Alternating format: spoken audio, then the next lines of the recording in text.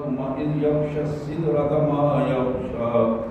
ما زاغ البصر وما طغى لقد رأى من آيات ربه الكبرى. آمنت بالله صدق الله العظيم سبحان الله وبحمده سبحان الله العظيم وبحمده نستغفر الله وصلى الله على النبي وعلى آله وأصحابه وأزواجه وبناته مبارک وسلم. اللہ کے پاک کلام قرآن مجید میں یہ سورہ نجم ہے اور اس کا 21واں پارہ ہے. سورہ نجم کی پہلی 18 آیات ہیں جو میں نے تلاوت کی. یہی آیات پچھلے جمعے سے پہلے جو جمعہ تھا اس جمعہ میں بھی یہی آیات تلاوت کی گئی جہاں مجموعی طور پر معراج کا ذکر تھا. اور پچھلا جمعہ آپ کے علم میں ہے کہ ہم نے اسراء پہ بات کی تھی, مطالعہ کیا تھا کہ نبی رحمت صلی اللہ علیہ وسلم کا جو پہلا سفر جو حرم مکی سے مسجد اقصی تھا, یہ پہلا سفر تھا جس کو اسراء قرآن مجید نے کہا. اس اسراء کے سفر کی کیفیات ہمارے سامنے آئیں اور پچھلے خطبہ جمعہ میں تفصیل سے کوشش کی کہ یہ سفر بھی سامنے آیا اور اس کے متعلقات اور اس کے اسباب بھی ہمارے سامنے آئے, اور اس کا بالاختصار اس کی پوزیشن یہ تھی کہ نبی رحمت صلی اللہ علیہ وسلم اللہ کے حکم سے جناب جبرائیل آپ کے پاس آئے, آپ کو ساتھ لیا, مدینہ طیبہ اور بیت اللہ کے حوالے سے ہوتے ہوئے طور سینا سے ہوتے ہوئے مسجد اقصی تک آپ کو لے کے آئے. وہاں اللہ کے سارے نبیوں سے آپ کی ملاقات ہوئی. آپ نے مسجد اقصی میں ان کی امامت کروائی اور کائنات پر یہ بات ثابت کر دی یہ وہ فرد ہے جسے اللہ تبارک و تعالیٰ نے خاتم النبیین بنا کر بھیجا ہے. یہ وہ فرد ہے جس کی نبوت اور رسالت کا سکہ اب اس انداز میں چلے گا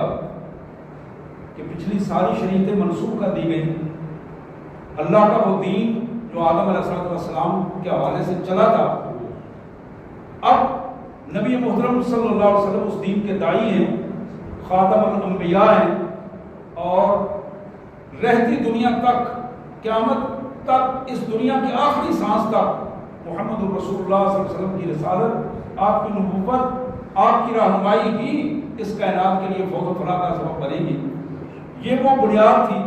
جو سفر اسراء کے حوالے سے ہمارے سامنے آئی. اب اسی کیفیت میں جب ہم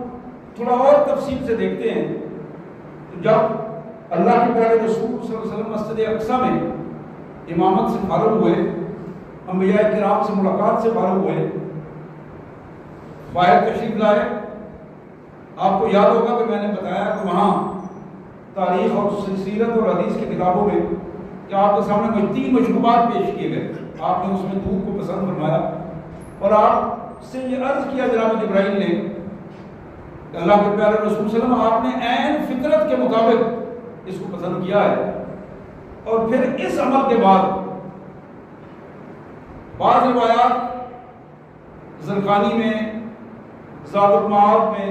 احادیث اور سنت کی جو سنن کی سیرت کی کتابیں ہیں ان میں بعض روایات میں آتا ہے کہ اگلا سفر بھی آپ کا براق پر ہی تھا, لیکن وہ براق سیڑھی کے ذریعے اوپر جا رہا تھا. بعض روایات میں ہے کہ براق کو وہیں چھوڑ دیا گیا, وہیں وہ بندہ رہا. تو نبی رحمت صلی اللہ علیہ وسلم مسجد اقصی سے سیڑھی پر اوپر تشریف لے گئے اور اللہ کے حکم سے وہ بتدریج ایک ایک قدم جو وہ عالم بالا کی طرف تشریف لے جاتے رہے. اس پوزیشن میں کہ آپ کے ساتھ اللہ کے فرشتے اسی پروٹوکول کے ساتھ جناب جبرائیل علیہ السلام, جناب میکائیل اور اسرافیل کے بڑے فرشتے جو 4 بڑے فرشتے ہیں وہ بھی, اور باقی فرشتے بھی اسی طرح ساتھ ساتھ چل رہے تھے. اب یہ وہ پوزیشن ہے کہ نبی رحمت صلی اللہ علیہ وسلم پہلے آسمان پر جب پہنچتے ہیں تو یہ وہ واقعہ کئی دفعہ آپ سن چکے ہیں لیکن اس واقعے میں آپ نے دیکھنا یہ ہے کہ میرے اور آپ کے لیے اس کو ہر قدم پر ایک سبق بنایا گیا ہے. یہ صرف کہانی ایسی نہیں ہے کہ جس کو سن کر ہم لذت محسوس کریں. یہ اس کہانی اور اس لذت سے بڑھ کر ایک بہت بڑا سبق ہے میرے اور آپ کے لیے، جس کو واقعہ معراج کو قرآن مجید نے سبق کے طور پر پیش کیا ہے. انشاءاللہ اگلے خطبہ جمعہ میں اس کے حوالے سے بھی بات ہوگی کہ معراج کے ہدایات اور اسباب کیا ہیں ہمارے لیے. لیکن آج ہم صرف واقعہ معراج کے اس پس منظر میں بات کریں گے جو نبی رحمت صلی اللہ علیہ وسلم کا معراج کا سفر تھا، اس کی کیفیت کیا تھی. جو ہی آپ پہلے آسمان پہ تشریف لے جاتے ہیں تو طریقہ یہ ہے کہ آسمان کے دروازے بند تھے. نبی رحمت صلی اللہ علیہ وسلم نے بخاری اور مسلم کی حدیث ہے کہ آپ نے فرمایا کہ دروازہ کھٹکھٹایا گیا. جناب جبرائیل نے دروازہ کھٹکھٹایا تو آواز آئی من دخل باب، کون ہے جو دروازہ کھٹکا رہا ہے، کون آنا چاہتا ہے. تو جناب جبرائیل نے اپنا تعارف کرایا اور پھر بتایا کہ ساتھ محمد کریم صلی اللہ علیہ وسلم اللہ کے رسول ہے میرے ساتھ. اب اس تعارف کے بعد اگلا سوال یہ تھا کیا ان کو بلایا گیا ہے، کیا اللہ کے رسول صلی اللہ علیہ وسلم کو بلایا گیا ہے. اس سوال کا جواب یہ تھا کہ ہاں، اللہ کی طرف سے اپنے محبوب صلی اللہ علیہ وسلم کو دعوت دی گئی ہے اور ہم ان کو لا رہے ہیں. تو پھر ان کا استقبال مرحباً کے نام سے ان الفاظ سے استقبال کیا گیا کہ ہم استقبال کرتے ہیں اللہ کے پیارے رسول علیہ السلام کا، ہم استقبال کرتے ہیں جناب خاتم النبیین صلی اللہ علیہ وسلم کا. یہی استقبال پہلے دوسرے تیسرے چوتھے پانچویں ساتویں آسمان تک تسلسل کے ساتھ اسی کیفیت میں آپ پہنچتے ہیں. پہلے آسمان پہ بخاری اور مسلم کی یہ معروف روایات ہیں کہ آپ کی ملاقات جناب سیدنا آدم علیہ السلام سے ہوتی ہے. ابو الآدم آدم علیہ السلام نبی رحمت صلی اللہ علیہ وسلم سے ملتے بھی ہیں، دعائیں بھی دیتے ہیں، اور اس ملاقات کی ایک عجیب قسم کی ایک تاثر اور کیفیت ہے کہ آج پہلی دفعہ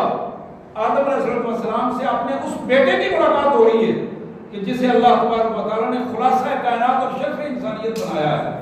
اور اس خوشی کی بھی ایک انتہا نہیں تھی کہ اپنے باپ جناب آدم علیہ السلام سے محمد کریم صلی اللہ علیہ وسلم کی ملاقات اب دونوں طرف سے خوشی کا ایک اظہار ہو رہا تھا. اور یہی ایک بہت بڑی بات اس انداز میں بھی سبق کے طور پر ہے کہ اولادیں جب اپنے بڑوں سے ملتی ہیں تو پھر ان کو آداب کی کس کیفیت میں یہ سارا سلسلہ ہونا چاہیے. نبی محترم صلی اللہ علیہ وسلم مرتبے میں بہت اعلی مرتبات ہوتے ہوئے بھی اپنے باپ جناب آدم علیہ السلام سے جن آداب کے ساتھ ملے وہ تاریخ کا ایک بہترین باپ اور بہترین حصہ ہے. اسی طرح دوسرے آسمان پر جناب یحییٰ علیہ السلام اور جناب عیسیٰ علیہ السلام جو ایک ہی وقت میں اللہ کے پاک پیغمبر ہوئے، جلیل القدر پیغمبر تھے، ان سے ملاقات ہوتی ہے. اور پھر تیسرے آسمان پر جناب یوسف علیہ السلام سے ملاقات ہوئی. چوتھے آسمان پر جناب ادریس علیہ السلام سے ملاقات ہوئی. جبکہ پانچویں آسمان پر جناب ہارون جو حضرت موسیٰ علیہ السلام کے بھائی، ان سے ملاقات ہوئی. اور پھر چھٹے آسمان پر اللہ کے جلیل القدر پیغمبر کلیم اللہ جناب موسیٰ علیہ السلام سے ملاقات ہوتی ہے. اور ساتویں آسمان پر ابو الانبیاء جناب ابراہیم علیہ السلام سے ملاقات ہوئی. ابو الانبیاء یہ باقی سارے انبیاء ان کی اولاد میں سے جناب موسیٰ، جناب عیسیٰ، جناب یعقوب، جناب اسحاق، جناب اسماعیل، جتنے بڑے بڑے جلیل القدر پیغمبر ہیں، حضرت موسیٰ علیہ السلام، حضرت ابراہیم کے بعد آنے والے، ان کے ساتھ اس انداز میں ملاقات ہوئی. اب یہ وہ کیفیت تھی کہ جبرائیل علیہ السلام آپ کے ساتھ، ملائکہ آپ کے ساتھ، اب باقی ملائکہ اور باقی لوگ یہی رکتے ہیں تو نبی رحمت صلی اللہ علیہ وسلم سدرۃ المنتہا پہ پہنچتے ہیں. اب سدرۃ المنتہا وہ مقام ہے جس میں سیرت کی کتابوں میں، احادیث میں، اور خود یہی سورہ نجم میں اس کا ذکر آیا. یہ وہ ایسا مقام ہے کہ جہاں زمین سے اس نیچے والی دنیا سے جتنا کچھ جاتا ہے اعمال کی صورت میں، سزاؤں کی صورت میں، احکامات پر عمل درآمد کی رپورٹوں کی صورت میں وہ وہاں سدرۃ المنتہا پہ آ کر رک جاتا ہے، وہاں وہ چیزیں جمع کرائی جاتی ہیں۔ یہ وہ ایک مین جگہ ہے، سنگم ہے، اور عالم بالا سے اللہ تبارک و تعالیٰ کے جو احکامات آتے ہیں وہ بھی سدرۃ المنتہا پہ آتے ہیں، اور اس سے آگے فرشتوں تک ان چیزوں کو پہنچایا جاتا ہے۔ اور یہی وہ مقام ہے جس پر جناب جبرائیل علیہ السلام نے سید عالم صلی اللہ علیہ وسلم سے عرض کیا، اللہ کے رسول صلی اللہ علیہ وسلم میرے لیے اس سے آگے ایک بال برابر بھی آگے نکلنا اپنے آپ کو جلا دینے کے برابر، اپنے آپ کو جلا دینے کے برابر، کہ اگر میں ایک بال کے برابر بھی اس سے آگے ہوا، فروغ تجلی بسوزت پرم، مولانا رومی نے یہ الفاظ کہے کہ اللہ کی تجلی، پاک تجلی کی پوزیشن یہ ہے، ایک بال برابر بھی اگر میں اس سے آگے نکلتا ہوں تو وہ مجھے جلا کر راہ کر دے، میں اس سے آگے میری ہمت نہیں ہے، اور نہ ہی مجھے اجازت ہے کہ میں اس سے آگے جا سکوں۔ میری ڈیوٹی، ذمہ داری یہاں تک تھی، اب کائنات کا مالک اپنے انداز میں جس طرح وہ چاہے گا اس طرح اپنے محبوب علیہ السلام کو لے کے جائے گا۔ یہ سدرۃ المنتہا جس کا تعارف قرآن نے بھی کرایا اور خود نبی محترم صلی اللہ علیہ وسلم نے بھی حدیث میں کروایا۔ اللہ فرماتے ہیں کہ عندہا جنت المأویٰ، یہ سدرۃ المنتہا، سدرہ کہتے ہیں بیری کے درخت کو، منتہا اس کائنات کا آخری حصہ، یعنی اس کائنات میں آخری حصہ وہ ہے جہاں بیری کا ایک درخت نما ایک چیز بنی ہوئی ہے، جس نے پوری اس ایریے کو چھائی ہوئی ہے، وہاں اس میں پورے سایہ کیا ہوا ہے، اور اللہ کی رحمتیں مسلسل ان کا نزول اس جگہ پہ ہو رہا ہے۔ اللہ فرماتے ہیں عندہا جنت المأویٰ، یہی سدرۃ المنتہا کا مقام ہے جس کے قریب ہم نے جنت بنا رکھی ہے۔ یہ دوزخ تو زمین کے نیچے ہے، اللہ فرماتے ہیں دوزخ زمین کے نیچے ہے، جنت سدرۃ المنتہا کے پاس ہے، عندہا جنت المأویٰ۔ اب وہاں نبی رحمت صلی اللہ علیہ وسلم کو جنت کی سیر بھی کروائی گئی، دوزخ کا مشاہدہ کروایا گیا، یہ دو باتیں بالکل الگ الگ ہیں۔ جنت میں آپ داخل ہوئے، اور یہی وہ واقعہ ہے جو بخاری اور مسلم میں آتا ہے کہ آپ نے جناب بلال سے بھی پوچھا کہ بلال کو جنت میں تمہارے چلنے کی آوازیں مجھے سنائی دے رہی تھی، میں محسوس کر رہا تھا لیکن دیکھا تمہیں نہیں، لیکن تمہارے چلنے کی آواز آ رہی تھی۔ جناب بلال تو بڑے خوش ہوئے کہ یا رسول اللہ میں زمین پر چلتا ہوں اور جنت میں میری چلنے کی آوازیں۔ رسول اللہ صلی اللہ علیہ وسلم نے پوچھا کہ تم خاص عمل کیا کرتے ہو؟ تو عرض کی اللہ کے پیارے رسول میرا اور تو کوئی خاص عمل شاید نہیں ہے، لیکن ایک عمل مجھے یاد ہے جس پر میں متواتر عمل کرتا ہوں، کوئی بھی ایسا وضو نہیں ہے کہ میں نے وضو کیا اور اس کے ساتھ نماز نہ پڑھی ہو، وضو کرنے کے بعد میں لازماً طور پر نماز پڑھتا ہوں۔ یہ بھی ایک بہت بڑا پیغام ہے میرے لیے اور آپ کے لیے۔ نبی رحمت صلی اللہ علیہ وسلم نے جنت کی سیر فرمائی، جنت کی کیفیات آپ نے حدیث میں بڑے خوبصورت انداز میں پیش کی ہے، اور حقیقت یہ وہ کیفیت ہے معراج کی کہ میرا رسول صلی اللہ علیہ وسلم جو بات کر رہا تھا اپنی آنکھوں سے دیکھ کر بات کر رہا تھا، پوری امت کے سامنے انہوں نے جنت کا جو نقشہ رکھا ہے، قرآن مجید نے جنت کے جو فضائل اور حقائق بیان کیے ہیں، یہ صرف کہانی نہیں تھی، بیان کرنے والے نے وہ عینی شہد تھا، اپنی آنکھوں سے اس نے دیکھا تھا اور اس انداز میں وہ بات کر رہا تھا۔ اور یہ بھی ایک معراج کا سبق ہے، اور یہی وہ وجہ ہے کہ نبی رحمت صلی اللہ علیہ وسلم پر ہزاروں اعتراضات کے باوجود کوئی آپ کی کسی بات کو بھی غلط کہا تو بہت نے لیکن ثابت نہیں کر سکا کہ وہ غلط بات آپ نے کہی۔ اسی طرح اللہ کے پیارے رسول صلی اللہ علیہ وسلم نے دوزخ کا مشاہدہ کیا۔ امام زرقانی نے لکھا ہے، غالباً بہقی شریف کی بھی حدیث ہے کہ رسول کائنات صلی اللہ علیہ وسلم کے لیے دوزخ کو کھولا گیا، آپ نے کے سامنے وہ ایک منظر پیش کیا گیا اور آپ دیکھ رہے تھے اس کو پورے طور پر، لیکن باہر کھڑے ہو کے دور سے دیکھ رہے تھے۔ آپ نے دیکھا کہ دوزخ کا جو خازن ہے، مالک ہے اس کا نام. تو بڑے سخت مزاج کے ساتھ ایک بڑی سختی اس کے چہرے پر نظر آ رہی تھی. جناب جبرائیل علیہ السلام سے پوچھا آپ نے کہ جبرائیل یہ کون ہے؟ انہوں نے عرض کیا اللہ کے رسول صلی اللہ علیہ وسلم یہ مالک ہے، کہ وہ دوزخ کا ذمہ دار ہے، اور یہاں کا دوسرے الفاظ میں یہاں کا جیلر ہے، یہ ذمہ دار ہے یہاں کا، اس کے حکم پر یہ سارا سلسلہ چلتا ہے. اللہ تبارک و تعالیٰ نے اس کو دوزخ کا ذمہ دار بنایا ہے. حضور صلی اللہ علیہ وسلم نے فرمایا بڑی سختی ہے اس کے چہرے پر. جناب جبرائیل نے عرض کیا کہ جب سے اسے اللہ نے پیدا کیا ہے یہ مسکرایا نہیں، ہنسا نہیں. اس کی پوری زندگی جب سے یہ سلسلہ چل رہا ہے اس کے چہرے پر اسی طرح کی کرختی اور سختی ہے، جس کی وجہ سے اس کے مزاج کا اندازہ ہوتا ہے کہ یہ اپنے ڈسپلن میں اللہ کے قانون سزا کو نافذ کرنے میں کتنا سخت ہے. نبی رحمت صلی اللہ علیہ وسلم نے وہاں دوزخ میں بہت سارے مناظر آپ کو دکھائے گئے، انشاءاللہ اس پہ بھی کبھی بات ہوگی. وہ مناظر جو اللہ کے رسول صلی اللہ علیہ وسلم نے جنت میں دیکھے اور جو دوزخ میں دیکھے وہ بالکل الگ سے ایک مناظر ہے. میں چند کا اس پہ ذکر کروں گا انشاءاللہ کچھ بیان کرنے کے بعد. اللہ کے رسول صلی اللہ علیہ وسلم اس سدرۃ المنتہا سے آگے، اس پہ بھی علماء نے ان قرآن کے آیات کے پس منظر میں مختلف آراء کا اظہار کیا ہے. ایک رائے یہ ہے کہ ایک رف قسم کی ایک مسند تھی، سبز رنگ کی مخملی مسند، جس پہ آپ نے تشریف رکھا اور وہ مسند ہی اٹھا کے آپ کو مال اعلیٰ تک، عرش عظیم تک لے گئی اللہ کے حضور سے پیش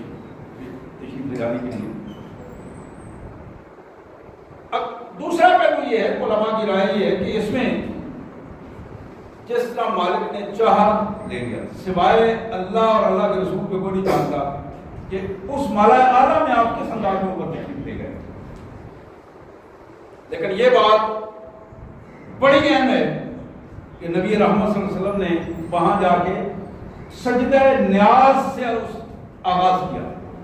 اللہ کے حضور، یہ ملاقات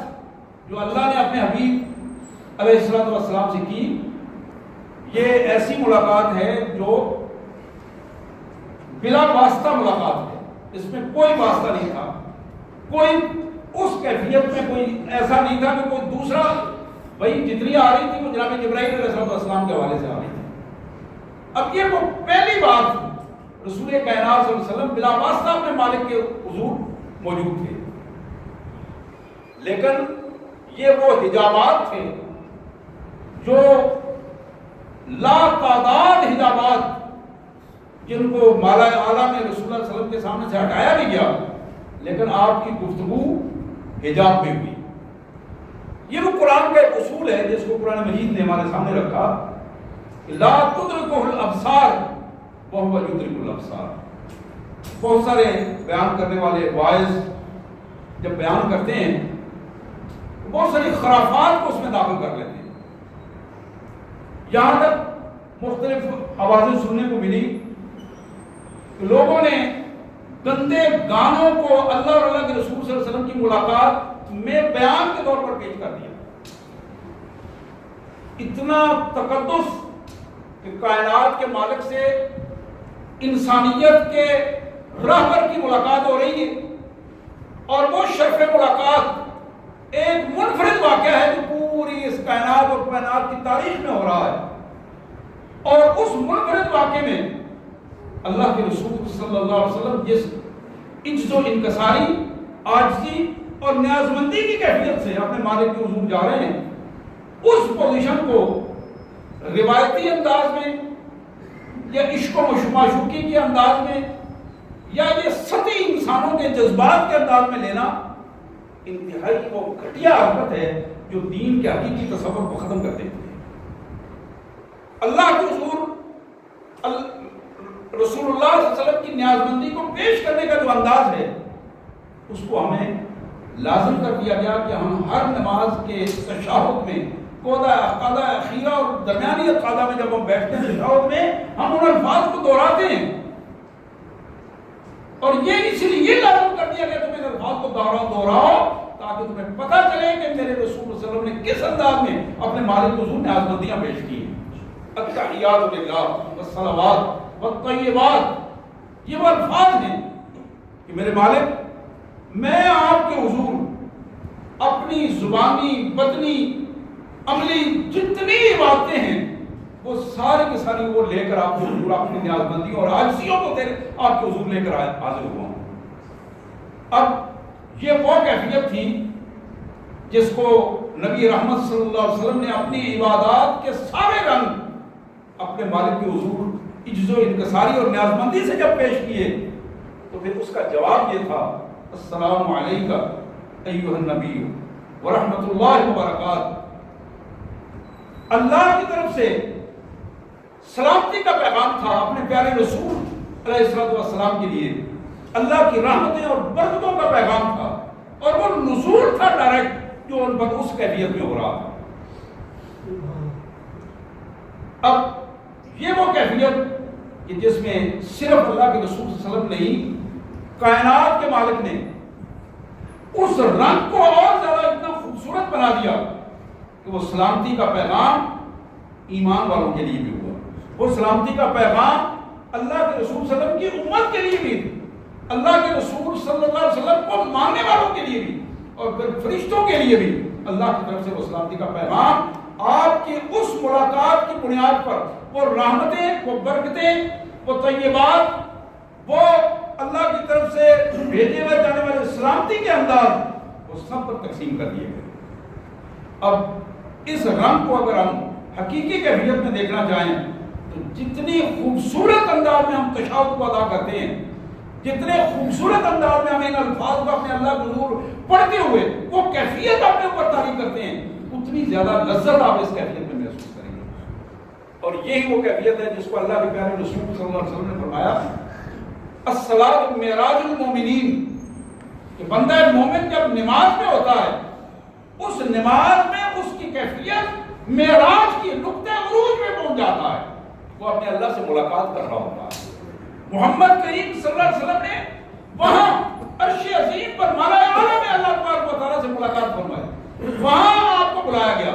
اور آپ کی امت کو 5 وقت اس معراج کی، اس محبت کی، اس عروج کی کیفیت سے روشناس کروایا گیا کہ تم دن میں 5 وقت جس کیفیت میں اپنے اللہ کے حضور سجدہ ریز ہو جاؤ گے، اللہ تبارک و تعالیٰ تمہارے اوپر معراج کی کیفیت طاری کر دے گا، اللہ سے ہم کلامی کا شرف تمہیں مل جائے گا۔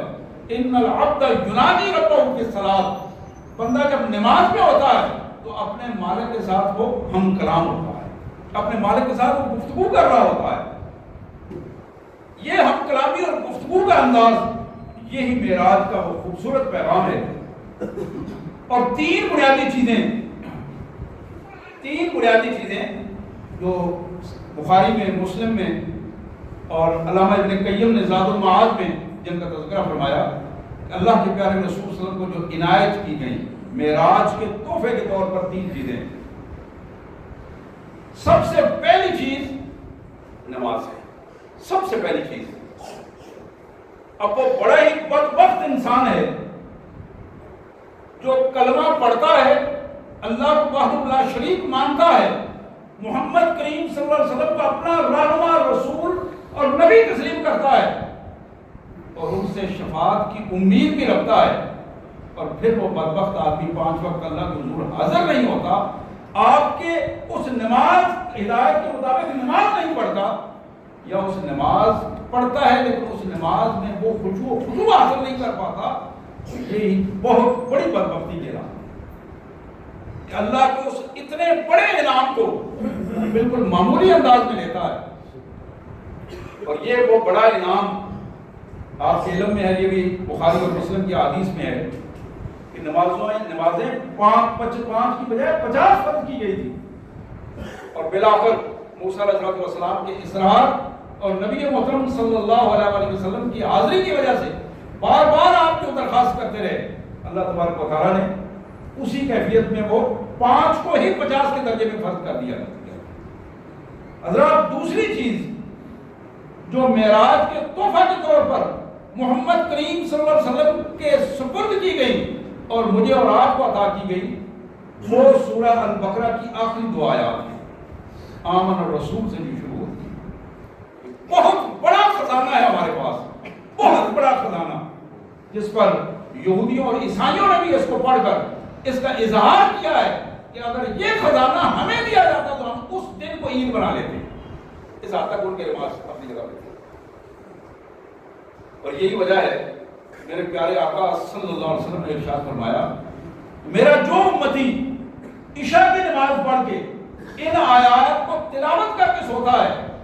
اس رات میں اگر اس کی موت آ جاتی ہے تو اللہ تبارک و تعالیٰ اس کی مغفرت فرماتے ہیں اور اسے جنت عطا کرتے ہیں۔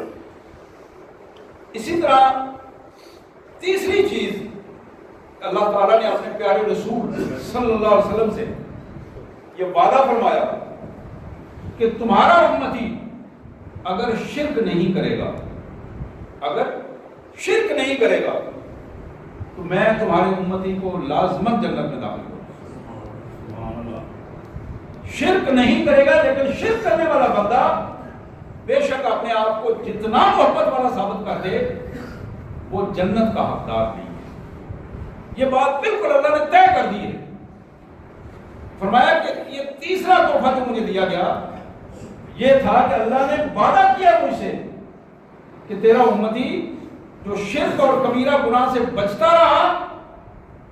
اس بندے کو بالآخر ہم جنت عطا کریں گے۔ اور اس کی بڑی اہم کیفیت یہ ہے کہ اگر اس بندے نے دنیا میں سچی توبہ کر لی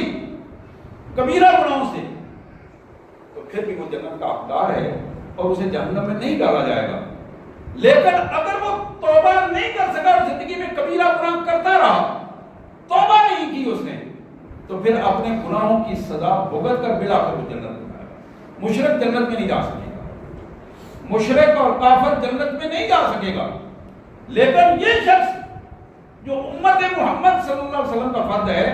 اور اس نے شرک نہیں کیا اور کبیرہ گناہ اس نے کیے اور ان گناہوں کے ساتھ یہ اس دنیا سے رخصت ہوا،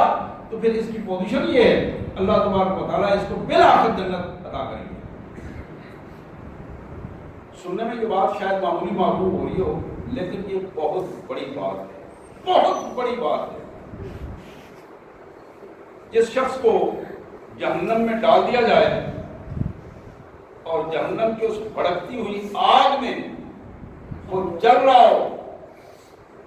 قرآن یہ کہتا ہے کلما نضجت جلودہم بدلناہم جلودا غیرہا لیذوقوا العذاب، چمڑیاں جل جائیں گی اور پھر آٹومیٹک دوسری چمڑی چڑھ جائے گی اس لیے کہ وہ عذاب کا مزہ چکھیں۔ اس کیفیت سے کسی وقت اس بندے کو معاف کر کے نکال لینا،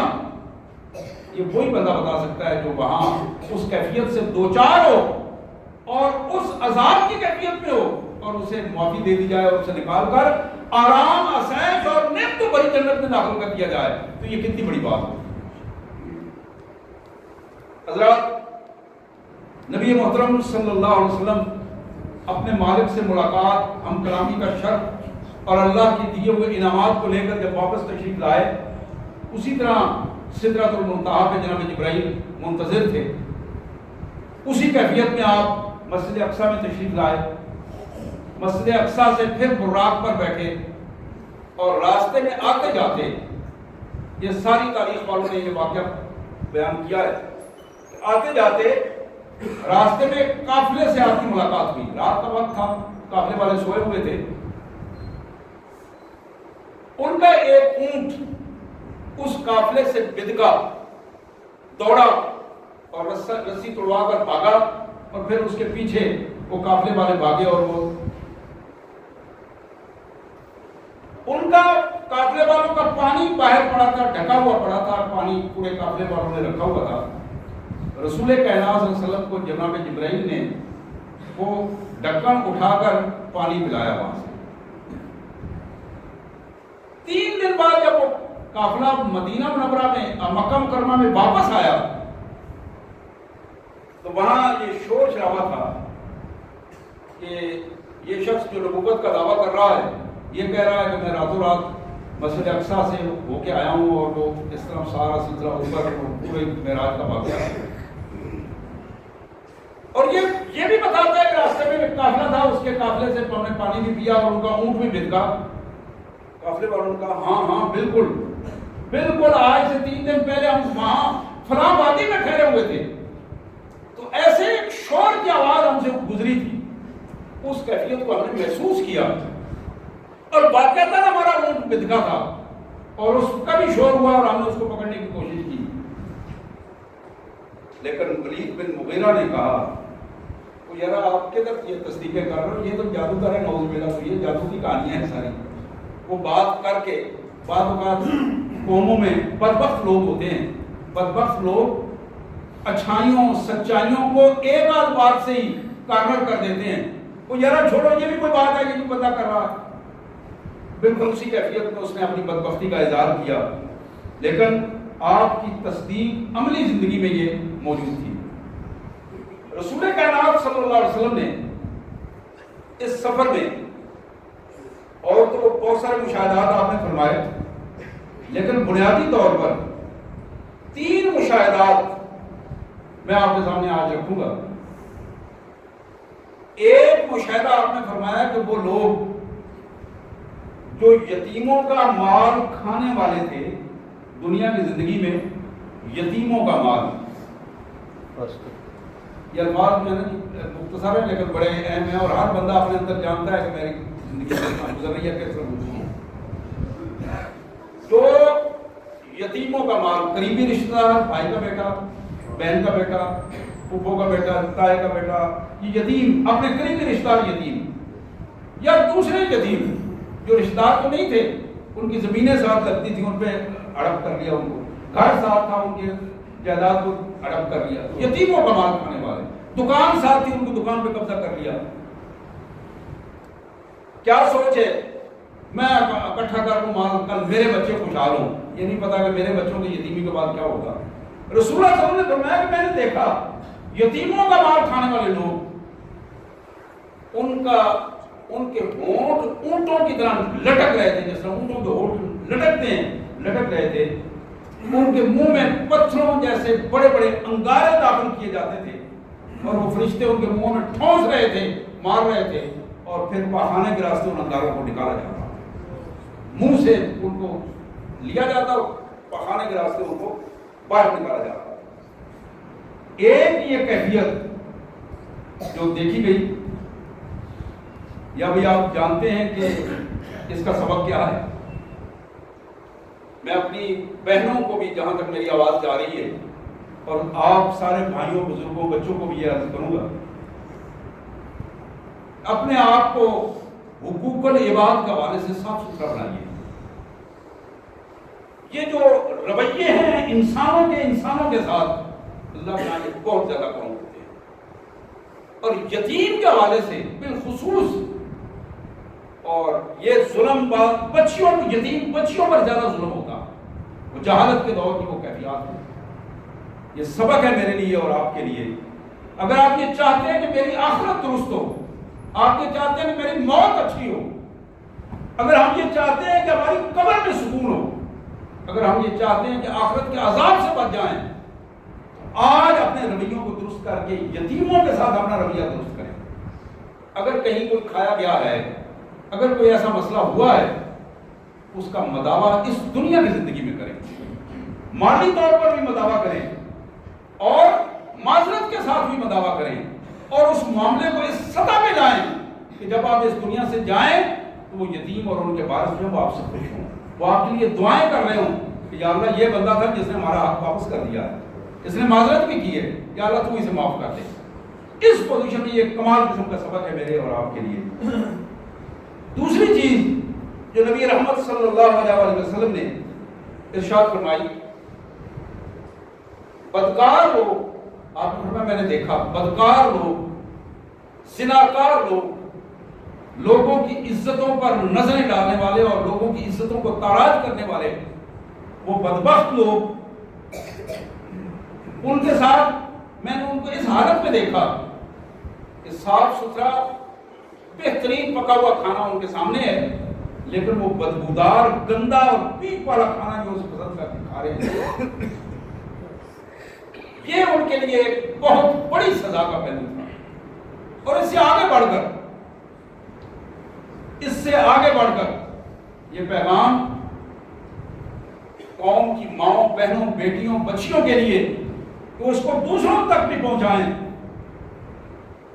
وہ خواتین جو بدکاری کے ذریعے پیدا کی ہوئی اولاد کو اپنے خامد کے نام منسوب کر دیتی ہیں، بچہ کسی دوسرے بدبخت کا ہے اور اس کو اپنے خامد کے نام منسوب کر دیا۔ رسول اللہ صلی اللہ علیہ وسلم نے فرمایا کہ میں نے ایسی خواتین کو وہاں تمثیلی انداز میں دیکھا ہے کہ ان کی چھاتیوں کو لوہے کے کنڈوں کے ساتھ باندھ کر زمین و آسمان کے درمیان میں لٹکا دیا گیا ہے، اور ان کی کیفیت اس انداز کی کیفیت ہے کہ وہ مسلسل اس عذاب سے ان کو دوچار کر دیا گیا۔ تیسری بات جو رسول اللہ صلی اللہ علیہ وسلم نے فرمائی کہ مجھے دکھایا گیا کہ وہ سودخوار لوگ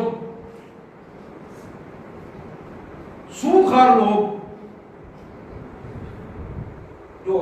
بڑے مزے سے گاڑیاں، مکان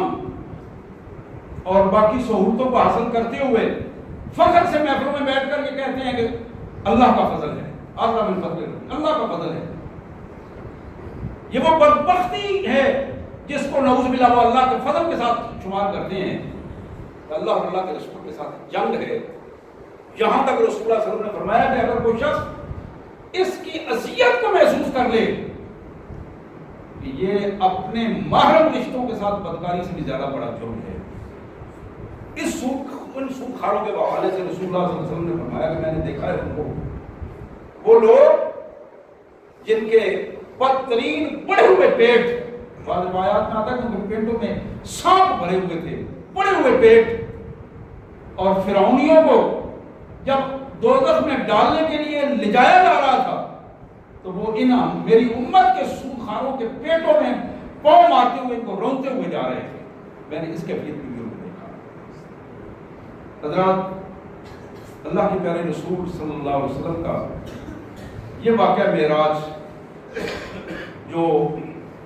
میرے اور آپ کے لیے ایک بہترین سبق کی حیثیت رکھتا ہے،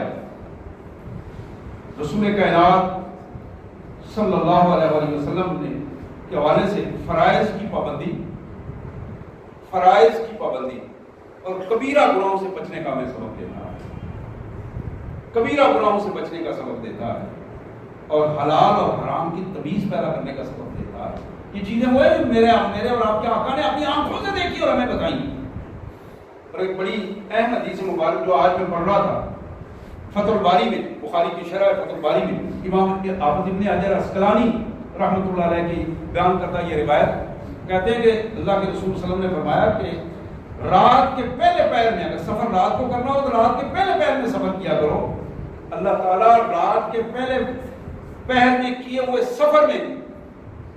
برکت پیدا کر دیتے ہیں اور زمین کو سمیٹ لیا جاتا ہے۔ تو رات کے پہلے پہر میں سفر کیا کرو۔ یہ بڑی کمال قسم کی حدیث مبارک جو آج اس انداز میں نے بھی پہلی دفعہ پڑھی ہے اور مجھے بے ساختہ خوشی ہوئی ہے حدیث مبارک پڑھ کر۔ میرے انتہائی قابل احترام بھائیوں اور بہنوں، رسول اللہ صلی اللہ علیہ وسلم کی زندگی کا مطالعہ کیا کرو،